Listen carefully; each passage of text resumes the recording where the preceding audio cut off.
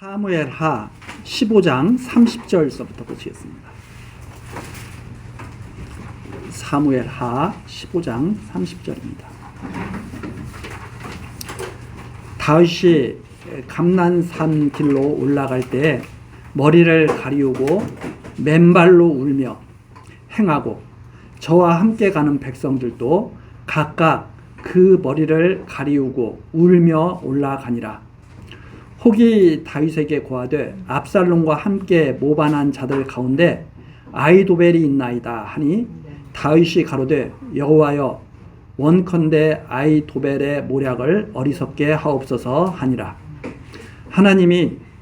다윗이 하나님을 경배하는 마루턱에 이를 때 아렉 사람 후세가 옷을 찢고 흙을 머리에 무릅쓰고 다윗을 맞으러 온지라. 다윗이 저에게 이르되 네가 만일 나와 함께 나아가면 내게 누를 끼치리라. 그러나 네가 만일 성으로 돌아가서 압살롬에게 말하기를 왕이여 내가 왕의 종이니이다. 이왕에는 왕의 부친의 종이었더니 내가 이제는 왕의 종이니이다 하면 네가 나를 위하여 아히도벨의 모략을 패하게 하리라. 사독과 아비아달 두 제사장이 너와 함께 거기 있지 아니하냐. 네가 궁중에서 무엇을 듣든지 사독과 아비아달 두 제사장에게 고하라. 저희의 두 아들 곧 사독의 아히마아스와 아비아달의 요나단이 저희와 함께 거기 있나니 무릇 너희 듣는 것을 저희 편으로 내게 기별할지니라. 다윗의 친구 후세가 곧 성으로 들어가고 압살롬도 예루살렘으로 들어갔더라. 37절 마지막 절까지 말씀까지 읽겠습니다. 지금 우리가 보고 있는 내용은 다윗이 큰 죄악을 저지르고 난 이후에 하나님의 말씀대로 역사 섭리가 이루어져 가는 것을 우리가 지금 보고 있습니다. 그러니까 이 다윗이 엄청난 죄악을 졌지만 하나님께서는 다윗의 죄악을 용서하시고 다윗으로 하여금 더욱 견고한 믿음의 사람이 될 수 있도록 하나님만을 의지하는 왕이 될 수 있도록 이렇게 역사를 진행시켜 나가는 거죠. 그래서 우리 모든 믿는 자들에게 역사라고 하는 것은 하나님을 믿게 하시려는 섭리입니다. 그러나 믿지 않는 자들에게 역사라고 하는 것은 자기의 뜻을 추구하게 하려고 하는 하나님의 그 책망이 사실 거기에 담겨 있는 거죠.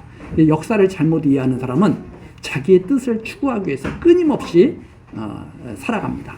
그러나 역사를 바르게 이해하는 사람은 하나님의 뜻을 생각하면서 더욱 낮아지고 겸손하게 하나님의 사람으로 자라나게 되는 거죠. 지금 다윗이 바로 그런 왕입니다. 하나님의 모든 역사 섭리를 바라보면서 자기를 온전히 낮추는 왕, 그리고 하나님께 순종하는 왕, 그리고 모든 나중에 점점 드러나겠지만 다윗이 모든 심판을 하나님께 맡기고 끝까지 사랑하는 그런 왕으로 나타나는 모습을 우리가 이 사무엘 하를 살펴가면서 볼 수 있는 그런 모습들입니다. 하나님의 역사 섭리를 통해서 다윗이 어떻게 그리스도를 예표하는 왕이 되어 가시는지를 보여주시는 그 섭리가 지금 나타나고 있는 거죠. 다윗은 예수 그리스도의 참 만왕의 왕이신 예수 그리스도의 예표라고 그러잖아요. 그러니까 이 다윗 왕을 바르게 이해를 하게 되면 예수 그리스도를 바르게 바라볼 수가 있는 거죠. 그러나 다윗 왕을 바르게 이해하지 못하면 예수 그리스도를 바르게 또 볼 수 없는 그런 잘못된 그런 시각을 갖게 될 수도 있습니다. 그래서 우리가 역사 섭리를 통해서 하나님이 하시는 일, 하나님이 어떻게 그리스도를 보내시기 위해서 약속하고 계신가 하는 것을 우리들이 잘 살펴보는 것, 그건 참으로 복된 일이라고 할 수가 있습니다. 자, 다윗은 아들 압살롬에게 쫓겨갑니다. 그래서 지금 감람산 길로 올라갈 때 이 감람산은 참 우리에게 그 많은 그런 그 마음의 어떤 그런 이미지를 주는 산 아닙니까? 이 감람산 길로 올라갈 때 머리를 가리우고 맨발로 울며 행합니다. 하나님 앞에서 큰 슬픔, 그 고난을 상징하는 그러한 지금 모습이죠. 그리고 저와 함께 가는 백성들도 각각 그 머리를 가리우고 울며 올라갑니다. 다윗을 함께하는 백성들이 하나님 앞에서 슬퍼하면서 감난산을 행하는 거죠. 마치 그리스도의 고난에 동참하는 우리 성도들의 모습과 방불한 거죠. 그래서 그 모습으로 슬피, 왜? 지금 이 모든 역사 지금 이루어지는 것이 다윗에게 나단 선지자를 보내서 하나님께서 너 나를 제대로 의지하지 않고 죄악 가운데서 너 그렇게 행했으니 내가 이런 역사를 펼쳐서 다윗에게 알려주시겠다는 거죠. 그것이 얼마나 그것이 하나님을 떠난 일이라고 하는 것, 하나님이 어떤 분이라고 하는 것을 온전히 알려주겠다는 말이죠. 하나님이 여호와이신 것을 확실히 믿게 하시려는 섭리입니다. 그러니까 이 다윗이 당하는 고난은 다윗의 죄악을 벌하는 그런 역사가 아니라 다윗으로 하여금 하나님이 여호와이심을 철저하게 믿고 엎드리게 하려는 하나님의 섭리라고 우리들이 이해를 해야 됩니다. 왜? 이미 용서하셨다고 했잖아요. 나단 선지 너 죄 용서했어. 죄를 용서했는데 이러한 일을 겪는 거죠. 하나님을 온전히 의지하게 하시는 거예요. 그래서 우리가 설사 간혹 잘못을 했을지라도 그 잘못을 통해서 하나님께 더 나아갈 수 있다고 하는 것은 큰 복입니다. 그런데 잘못을 하고도 자기 잘못을 더 정당화시키면서 거짓말을 한다면 하나님께 소망을 둘 수가 없는 자죠. 온전히 하나님께 모든 것을 다 내려놓게 하시는, 자기를 부인하게 하시려는 하나님의 섭리가 지금 여기에 나타나고 있다. 자, 그런데 무서운 두려운 일이 소식이 전해집니다. 31절에 보니까 압살롬과 아히도벨이 함께하고 있다는 거예요. 아히도벨은 당대의 최고의 전략 지략가입니다. 그런데 이 압살롬이 아히도벨과 함께 힘을 합쳤다고 하는 것은 이제 이건 큰 위기에 더 봉착하게 되는 거죠. 그래서 그 소식을 듣고 여호와께 기도합니다. 여호와여, 원컨대 아히도벨의 모략을 어리석게 하옵소서. 이걸 잘 기억을 해야 됩니다. 지금 고난을 받는 중에도 다윗은 여호와께 간절히 기도하죠. 아히도벨의 모략을 어리석게 하옵소서. 그리고선 다윗이 또 가는데 어떤 일이 또 벌어지냐면 후세라는 사람이 다윗을 맞으러 옵니다. 그런데 이 후세는 이 다윗의 벗이라고 이렇게 나중에 역대상 같은 데서 보면 다윗의 벗이라고, 다윗의 아주 절친이죠. 그런데 이 후세가 다윗과 함께 피난을 가려고 오는 거죠. 그랬더니 33절 나와 함께 가면 안 된다 너는. 즉 후세에게 너는 오히려 압살롬과 함께 해라 하는 거죠. 그러면서 후세에게 하나의 그 임무를 줍니다. 너 압살롬 섬기는 척하면서 압살롬이 어떤 계획을 세우는지, 아히도벨이 지금 무슨 계략을 세우는지 너가 그것을 나한테 소식을 전해주는 일을 해라. 이미 사독과 아비아달 두 제사장도 예루살렘으로 돌아갔다. 너도 가서 그들과 함께 힘을 합쳐서 압살롬이 무슨 계획을 하고 어떤 모략을 꾸미는지 나에게 좀 전해주는 역할을 해라. 해가지고 후세도 보내죠. 그래서 다윗이 피난 가는 중에도 이렇게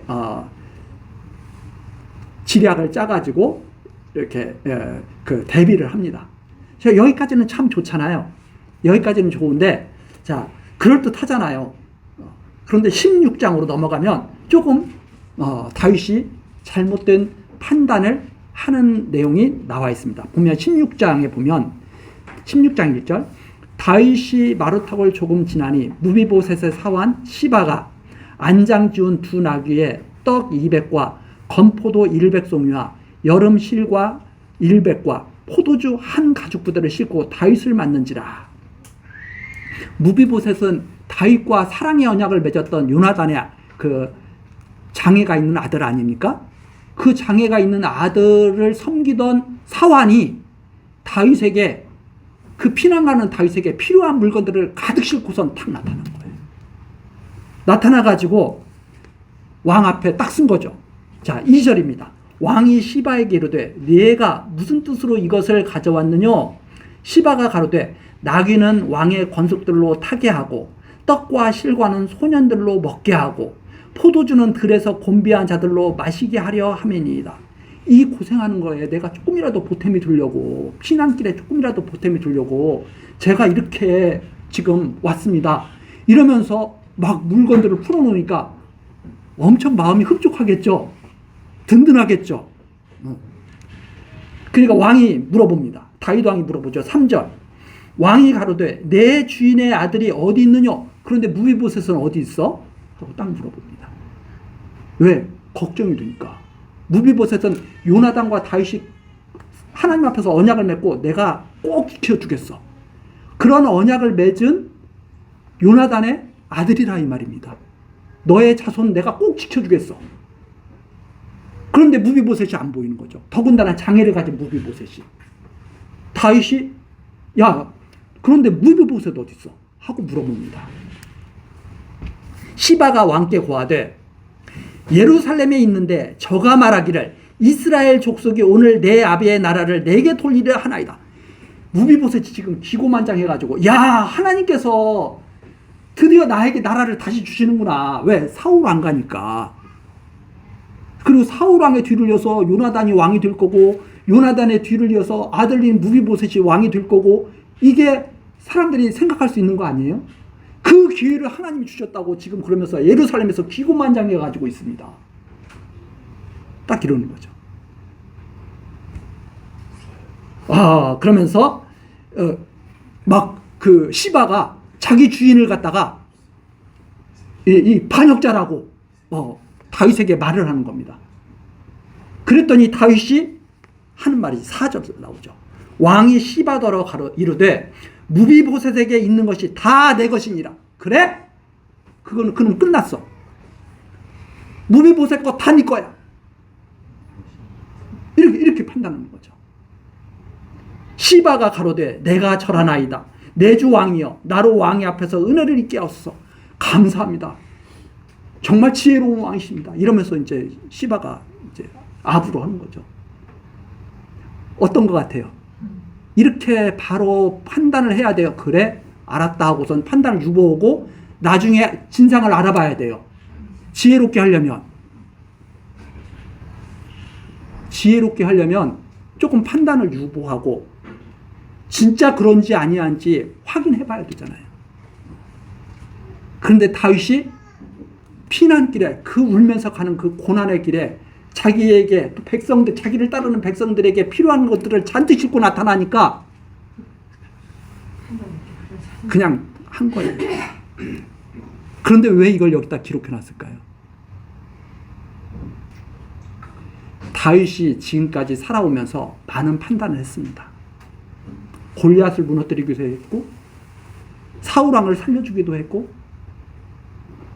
밧세바와 큰 죄악을 저지르기도 했고 지금 시바처럼 이러한 판단을 하기도 했고 후세를 돌려보내기도 했고 그럼 후세를 돌려보내기로 한 것은 잘한 것 같죠? 근데 왜 이걸 여기다 이렇게 기록해 놨을까요?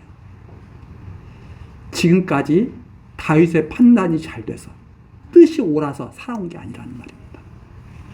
하나님의 말씀대로 지금까지 다윗이 지켜진 것이지 다윗이 영특해가지고 모든 일을 올바르게 판단하고 정의로워서 지금까지 존재한 것이 아니라는 것을 우리들이 여기서도 살펴볼 수가 있는 거죠. 그러면 왜 하나님께서는 이렇게 역사를 하셨을까? 다윗으로 하여금 나중에 여기에 대한 결과가 나중에 나올 때 제가 그걸 더 설명드릴 텐데 다윗으로 하여금 하나님 앞에서 온전히 엎드려지게 정말 겸손하게 만드시려는 하나님의 섭리죠. 그러니까 이걸 통해서 이런 실수를 통해서 하나님께 더 가까이 나아가는 거예요. 그게 복된 사람이죠. 실수를 통해서 하나님께 더 멀어지는 사람은 저주받은 사람. 그러니까 우리가 잘못했을 때 그것을 계기로 삼아서 하나님을 더 의지하고 자기의 판단보다는 하나님의 판단을 더 따르게 되고, 이것이 하나님께 정말 부름받은 사람들의 모습이죠. 그래서 하나님께서는 지금 시바가 나중에 보면 이 말이 거짓말이거든요. 근데 시바는 거짓말을 통해서 자기 이득을 얻었어요. 자기 이득을 얻었는데 다윗은 그럼 뭐예요? 시바를 통해서 어쨌든 도움을 받잖아요. 하나님께서는 인생들의 악을 선으로 바꿔서 하나님의 택한 왕을 지키시는 분이 그분이시구나 하는 것을 알 수가 있습니다. 그러니까 이것을 딱 보면서 우리는 뭐라 했냐면, 예수님이 유대인들에게 붙잡히고 로마에게 넘겨서 십자가형을 당했잖아요. 해를 받았잖아요. 근데 그 해 받은 것이 오히려 뭐가 됐어요? 하나님의 뜻을 이루는 가장 최고의 선을 이루시는 그러한 역사였죠. 그러니까 인생들의 악을 선으로 바꾸셔서 하나님의 뜻을 이루시는 그분의 역사를 우리가 이해를 하게 됩니다. 다윗을 이렇게도 지키시는구나. 이게 다윗이 비록 잘못 판단해서 이렇게 무비보셋 것이 다 내 거야 하고 시바에게 모든 것을 갖다가 준 것, 그리고 속은 것처럼 보이지만 사실은 그것이 하나님께서 다윗을 보호하시는 섭리 가운데 있는 일부분적인 그런 하나님의 뜻이었다 하는 것을 우리가 알 수 있습니다. 그러면 나중에 이것이 다 밝혀졌을 때 다윗은 어떻게 판단할까요? 그게 이제 뒤에 나옵니다. 그때 우리가 다윗이 왜 그리스도를 예표하는 왕인지를 더 확실하게 알게 되죠. 자, 그건 이제 뒤에 미루도록 하고, 그래서 시바는 너무나 좋은 거예요. 이제 왜? 자기 주인 모함해가지고 주인 거 다 뺏어 꼴이 됐으니까. 자, 5절입니다. 다윗 왕이 바울임의 이름에 거기서 사울의 집 족속 하나가 나오니 게라의 아들이요 이름은 시므이라. 또 사울과 관련인 가문, 사울 가문의 또 족속 시므이예요. 저가 연하에 나오면서 연하여 저주하고 계속 욕하면서 다윗을 따라가는 거죠. 또 다윗과 다윗 왕의 모든 신복을 향하여 돌을 던지니 그때 모든 백성과 용사들은 다 왕의 좌우에 있었더라. 왕을 둘러싸고 있는데 막 돌 던지고 뭐하고 하면서 계속 다윗을 욕하면서 따라오는 거예요. 망했다 이거죠. 적어서 이제 끝났다 이거죠. 7절 시므이가 저주하는 가운데 이와 같이 말하니라. 자, 저주하는 가운데 이와 같이 말하니라. 피를 흘린 자여 비루한 자여 가거라. 사울의 모든 족속의 사울의 족속의 모든 피를 여호와께서 네게로 돌리셨도다. 그런 것 같죠? 시므이가 봤을 때는 이게 착각이라는 거예요. 하나님을 바르게 알지 못하면 이런 착각 속에서 사는 거죠. 나중에 이 시므이도 다시 판결을 받지만 결국은 솔로몬의 손에 죽게 됩니다. 그러니까 이런 것들이 지금 잘 우리가 기억해 줘야 될 일이에요. 그래서 네게로 돌리셨다. 그 대신 내가 왕이 되었으니, 그 사울을 갖다가 망하게 하고 왕이 됐다는 거죠. 여호와께서 나라를 내 아들 압살롬의 손에 붙이셨도다. 보라, 너는 피를 흘린 자인고로 화를 자취하였느니라. 그렇죠? 여호와를 말하면서 다윗을 저주를 합니다. 그런데 우리가 앞에서 봤잖아요. 다윗은 하나님께 저주를 받은 자가 아니라 용서를 받은 자. 하나님께 용서받은 자예요. 용서받은 왕이에요. 자, 그래서 지금 이 시므이의 저주는 하나님의 용서를 부인하는 거죠. 자, 화를 자취하였느니라. 그래서 이 과정 속에서 잘못 이해를 하게 되면 자꾸 하나님을 오해를 하는 거죠. 우리는 계속 앞의 것을 기억하고 지금을 보면서 장래는 어떤 일이 벌어지는지를 온전히 봤을 때 그 하나님의 섭리를 바르게 이해를 하고 이것이 잘못된 거라는 것을 알게 되는 거죠. 자취하느니라. 하나님의 말씀에 근거하지 않고 완전히 자기 생각대로 말하는 사람입니다. 그렇죠? 하나님의 말씀에 근거한다면 이렇게 말할 수는 없죠. 자, 그러면서 9절입니다. 수르야의 아들 아비새가 왕께 여짜오되 이 죽은 개가 어찌 내 주 왕을 저주하리이까? 청컨대 나로 건너가서 저의 머리를 베게 하소서. 장수 하나가 저거 그대로 둡니까? 아무리 우리가 지금 피난 가는 중이지만 저거 죽여버리겠습니다. 하고 나서죠. 왕이 가로되 수르야의 아들들아 내가 너희와 무슨 상관이 있느냐. 지금 너희와 무슨 상관이 있느냐 말은 내 생각은 너희와 전혀 달라. 너 왜 그렇게 생각하느냐 하는 말이죠. 다윗이 마치 사울왕이 자기를 죽이러 쫓아다녔을 때 저 사울왕을 죽여버릴까요? 했을 때 하나님께서 심판하실 거예요. 나도 했던 그 마음이 다시 어떻게 된 거예요 지금? 다시 살아나고 있는 거예요. 그 마음이 다시 살아나고 있는 거예요. 내가 너희와 무슨 상관이 있느냐? 저가 저주하는 것은 여호와께서 저에게 다윗을 저주하라 하심이니. 이게 믿음이에요. 하나님이 하시지 않는 일이 어떻게 일어나겠느냐?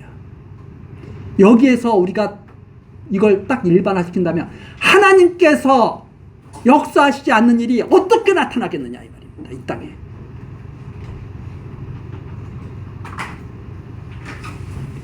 저가 저주하는 것은 여호와께서 저에게 다윗을 저주하라 하시니 예수님이 십자가에 달리실 때 그런 심정이다 이 말입니다.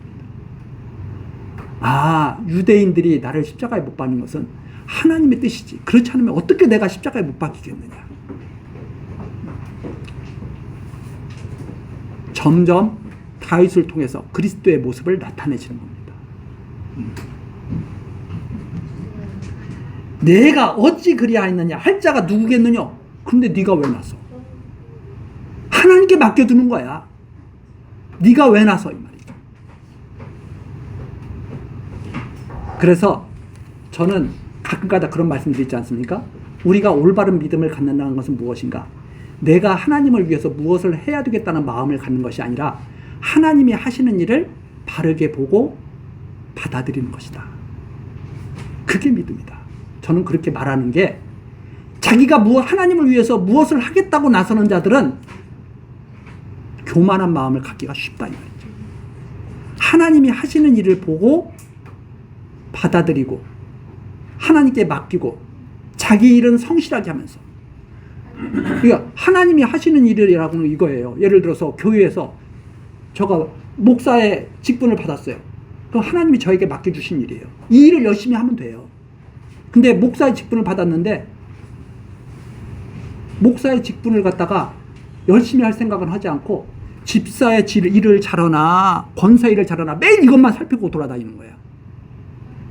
그러면 남의 일에 관심이 많은 사람이에요.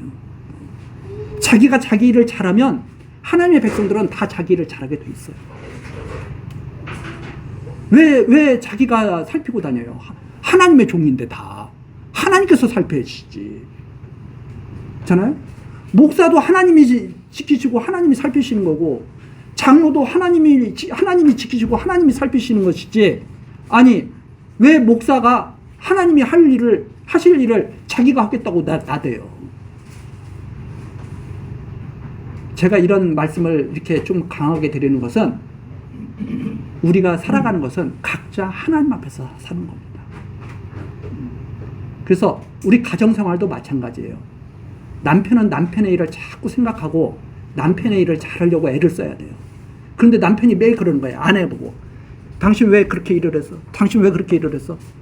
이게 어리석은 일이죠. 아니 그렇게 마음에 안 차면 자기가 하면 되지.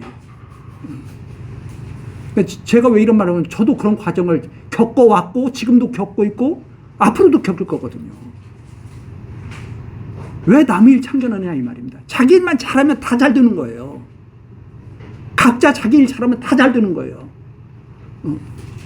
예를 들어서 집에서 아빠가 아빠 일 잘하고 엄마가 엄마 일 잘하고 자녀들이 자녀 일 잘하면 그 가정은 좋은 가정이 나쁜 가정이에요. 잘 되지 않을 수가 없는 가정이야, 그 가정은. 그런데 아빠는 매일 엄마 일만 참견해. 엄마는 매일 아들 일만 참견해. 그리고선 자기 일은 소홀히 해. 그럼 어떻게 되겠어요? 자기 일에 성실하면 자기 일로 바쁘는 겁니다. 남의 일 신경 쓸 겨를이 없어요. 그런데 자기 일에 성실하지 않은 사람이 남의 일 자꾸 참견합니다. 다윗이 그러잖아요. 내가 어찌 그리하였느냐 할 자가 누구겠느냐? 하나님께 다 맡기고 사는 거지. 우리는 그걸 계속 배워나가는 겁니다. 그래서 있잖아요. 아내를 내 뜻대로 살게 하는 게 쉽겠어요? 그냥 내가 내 할 일 하는 게 쉽겠어요? 내가 내 할 일 하는 게 제일 쉬워요. 아무리 아내를 내 뜻대로 고쳐보려고 해봤자 나이 들면 들수록 보복당해요. 그러지 않아요? 나이 들면 나이 들수록 보복당해. 왜? 나 젊었을 때 당신 나 억압했지? 이제는 당신이 힘 없어졌으니까 내가 당신한테 보복할 거야. 그게 일반적인 지금 세상의 사이클이에요.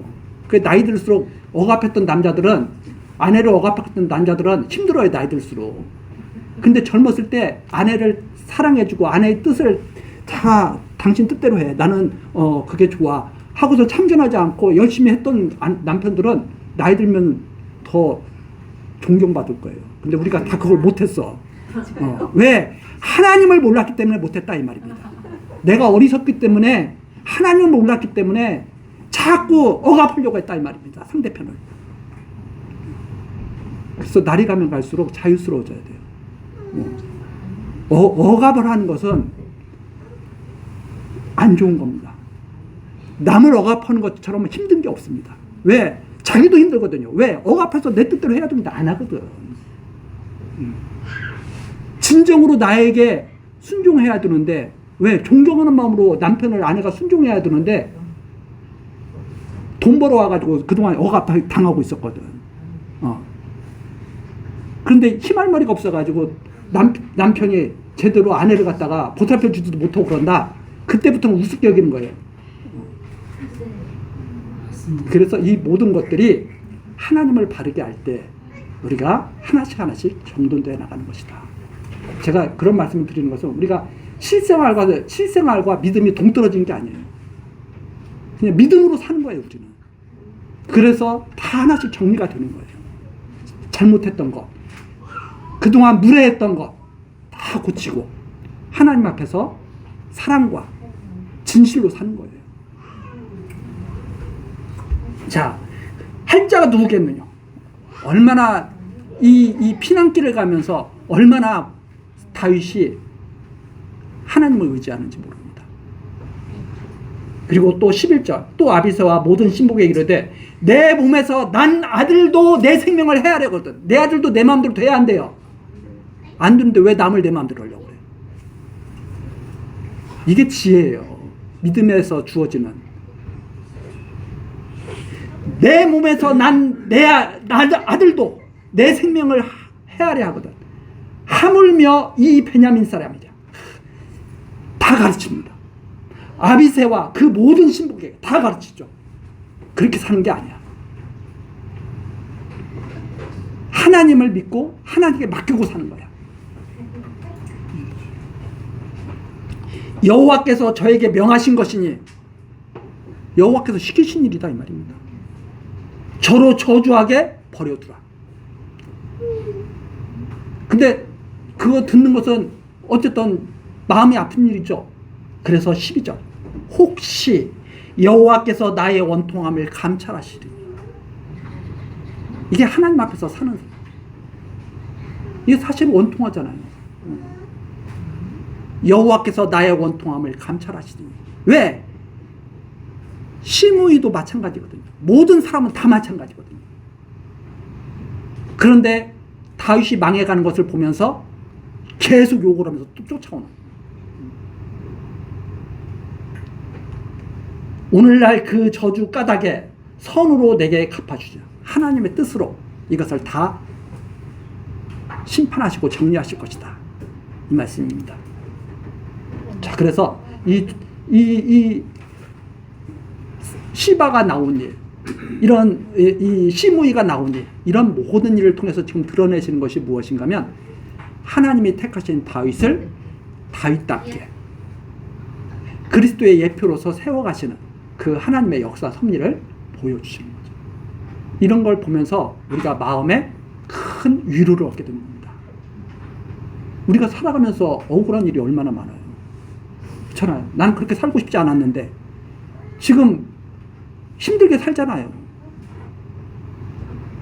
친구 때문에 어렵기도 하고, 자식 때문에 어렵기도 하고, 남편 때문에 어렵기도 하고, 회사 상사 때문에 어렵기도 하고, 다 그런 일 겪지 않습니까? 건강 때문에 힘들기도 하고, 여러 가지 문제 때문에 힘들잖아요. 그런데 그 가운데서도 오직 하나님만 믿고 나아가게 하시는 거죠. 자, 13절입니다. 다윗과 그 정교자들이 길을 갈 때 시므이는 산길타루로 따라가면서 저주하고 저를 향하여 돌을 던지며 티끌을 날리더라.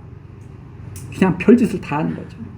왕과 그 함께 있는 백성들이 다 곤비하여 한 곳에 이르러 거기서 쉬니라. 자, 그 과정을 통해서 다윗의 말을 제대로 들은 사람들은 하나님을 생각했을 겁니다. 다윗의 말을 듣지 않는 사람들은 부룩부룩 하면서 내가 저걸 언젠가 죽여버릴 거야, 이런 생각을 하겠죠.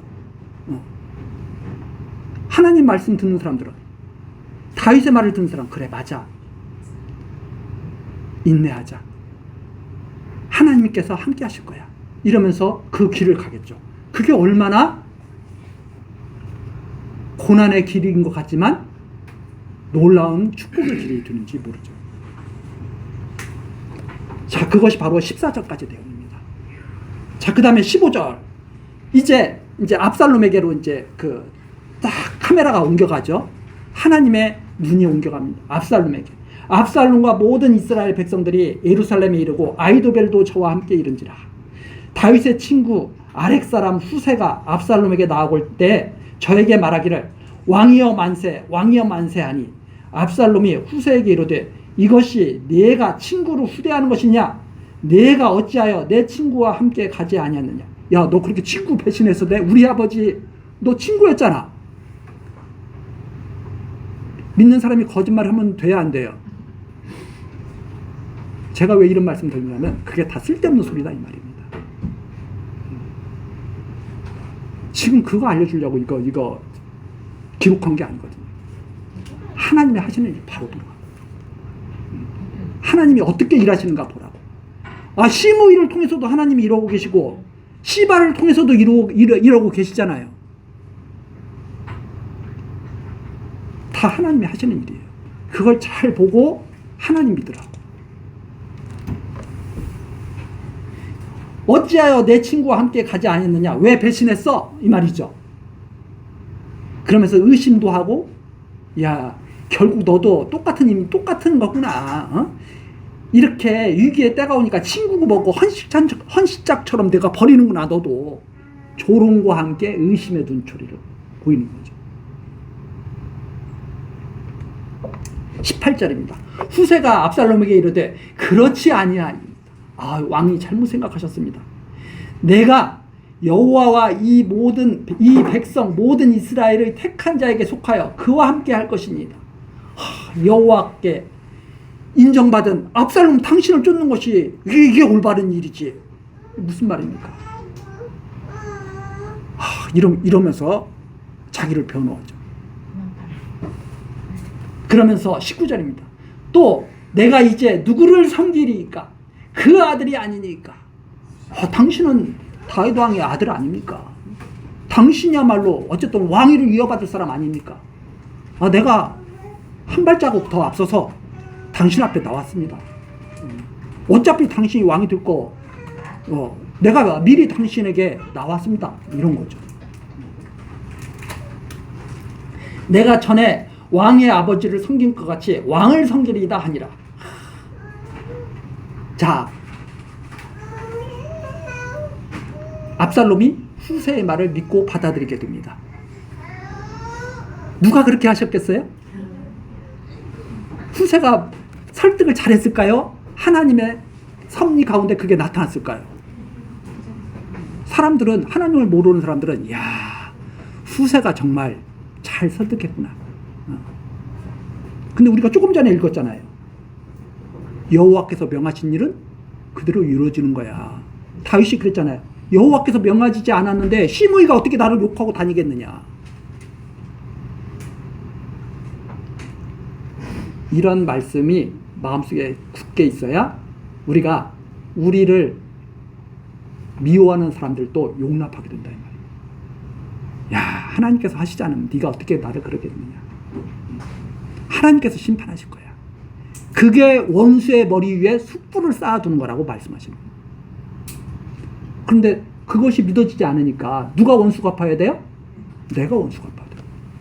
그래서 괴로운 거죠. 원수는 갚고 싶은데 힘이 없어. 얼마나 괴롭겠어요. 그래서 사람들이 제일 괴로운 게 뭐냐면 이루어지지 않는 일 때문에 괴로워하는 겁니다. 그래서 자기가 하고 싶은데 이루어지지는 않아. 막 그것 때문에 괴로워해. 하나님을 인정하면 싹 사라지는 병입니다.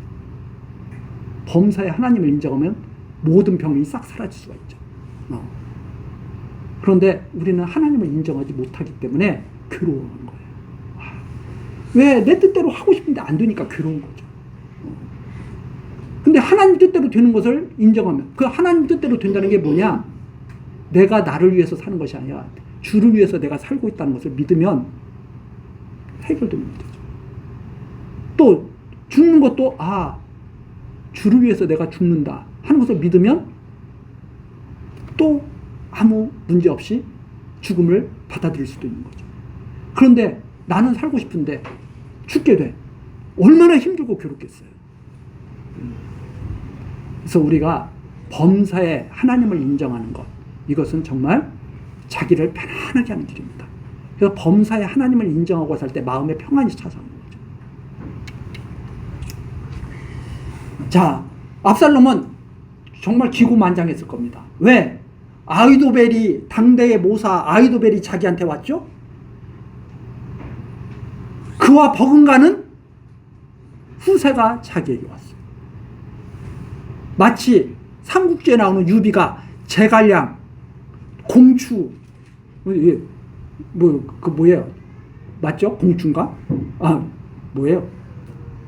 이제 하도 이제 오래가 생각도 안 나네. 이 제갈공명가가 버금가는 그 지략가가 또 유비에게 오잖아요. 그런데 일찌감치 다 쓰러지고 결국은 유비에게 삼국이 통일되는 게 아니라 차기차기 다 없어져 버렸어요. 이 압살롬은 기고만장했을 겁니다. 왜? 이제는 다 확고해. 나에게 승리는 나에게 완전히 왔어. 이렇게 됐겠죠. 그래서 20절 압살롬이 아히도벨에게 이르되 너는 어떻게 행할 모략을 우리에게 가르치라. 아히도벨이 압살롬에게 이르되 왕의 아버지가 머물러 두어 궁을 지키게 한 후궁들로 더불어 동침하소서. 그리하면 왕께서 왕의 부친을 미워하는 바 됨을 온 이스라엘이 들으리니 왕과 함께 있는 모든 사람의 힘이 더욱 강해지리. 확실하게 하셔야 됩니다. 다윗을 없애버리겠다고 확실하게 하셔야 됩니다. 그래야 백성들의 마음이 다 압살롬 당신에게 돌아옵니다. 그 방법이 뭐냐? 다윗의 후궁들을 다 범하소서. 그렇죠. 이런 모략이 왜 아히도벨에게서 나왔겠어요? 미리 하나님이 다 말씀해 주셨거든요. 그 말씀하신 것을 아히도벨의 그 머릿속에 하나님께서 딱 새겨주시는 거예요. 너 그렇게 해. 그걸 어떻게 벗어나겠어요? 자, 한번 여쭤보겠습니다. 아히도벨이 주를 위해서 지금 살고 있습니까? 자기 자신을 위해서 살고 있습니까?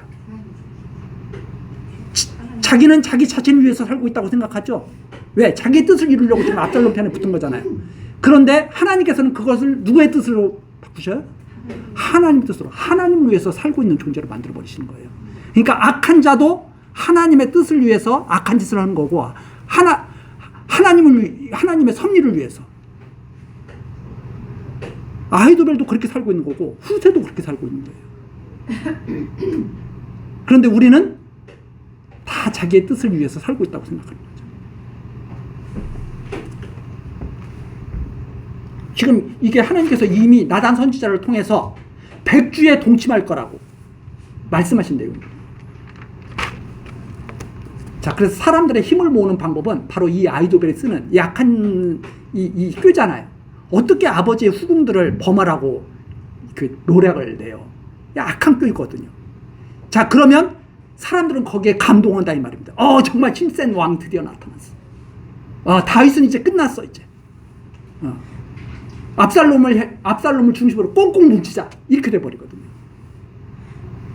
이게 세상에서는 여론몰입니다. 이런 거에 우리가 현혹되지 않도록 항상 하나님께 간구하면서 살아야 되는 거죠. 자, 22절입니다. 이에 사람들이 압살롬을 위하여 지붕에 장막을 치니 다 준비하는 거예요. 지붕에 장막을 쳐요. 모든 사람들 다 보라고. 압살롬이 온 무리 이스라엘 무리 앞에서 그 부친의 후궁들로 더불어 동침하니라. 자기 권력을 지키기 위해서, 자기의 권력을 성취하기 위해서 이 악한 일을 서슴지 않으면 장래가 뻔하지 않습니까? 장래가 뻔한 거예요. 그래서 23절 그때 아히도벨의 베푸는 모략은 하나님께 물어받은 말씀과 일반이라 하나님의 말씀처럼 그대로 이루어지는 모략이다 이 말입니다. 이게 압살롬이 아히도벨에게 물어봤는데 꼭 하나님께 물어봐서 하나님이 하라고 한 대로 하는 것 같은 그런 모략이에요. 그래서 하나님의 말씀처럼 그대로 이루어지는 그런 모략처럼 이게 지금 이루어지는 거예요. 얼마나 무서운 일입니까? 저의 모든 모략은 다윗에게나 압살롬에게나 이와 같더라. 하여튼 압살롬이 무슨 꾀를 내면 막 이루어지는 거예요. 그러면 그게 하나님이 기뻐하시는 뜻이었겠어요? 하나님이 싫어하시는 뜻이었겠어요? 하나님이 아주 싫어하는 뜻이거든요. 하나님이 얼마나 싫어했으면 다윗에게 이렇게 너 죄에 빠지는 것 내가 정말 싫어 해가지고 다윗에게 명하신 내용입니다. 죄가 얼마나 무서운지도 알아야 돼. 그런데 그런 하나님의 뜻을 거꾸로 마치 이것이 하나님의 뜻이 됐냐. 이 악한 일을 행하는 것이 마치 하나님의 뜻. 그래서 하나님의 모든 일을 다 이루시잖아요. 그런데 하나님을 바르게 아는 사람들은 악한 일을 하나님이 절대 기뻐하지 않으셔. 이렇게 이해를 해야 되는데 악한 일을 다 하나님이 하게 하시는 거야. 이렇게 나가는 거예요. 그게 바로 이런 모습입니다. 그래서 우리가 하나님을 바르게 한다면 하나님이 모든 일을 하시지만 하나님은 선하신 분이라고 하는 것. 하나님은 흠과 티가 없이 정말 그림자도 없으신 분이라고 하는 것. 그분을 바르게 한다면 점점 악한 꾀, 악한 일은 입에 담기도 싫어하게 되는 거죠. 자, 우리 다음 시간 17장 내용부터 살펴보려고 하고, 선한 일을 기뻐하시는 하나님 아버지, 우리들에게 굳건한 믿음을 주시고 하나님 말씀에 순종하며 살아갈 수 있도록 역사하여 주시니 감사와 찬송을 드립니다. 하나님, 이 시간에도 사무엘서를 통해서 하나님을 여호와로 깨닫고 굳게 믿도록 가르쳐 주셨습니다. 우리들 하나님 말씀을 항상 마음에 새기게 하시고 모든 일을 하나님께 의뢰하며 살아가는 주의 백성 되게 하옵소서. 예수 그리스도의 이름으로 기도드리옵나이다. 아멘.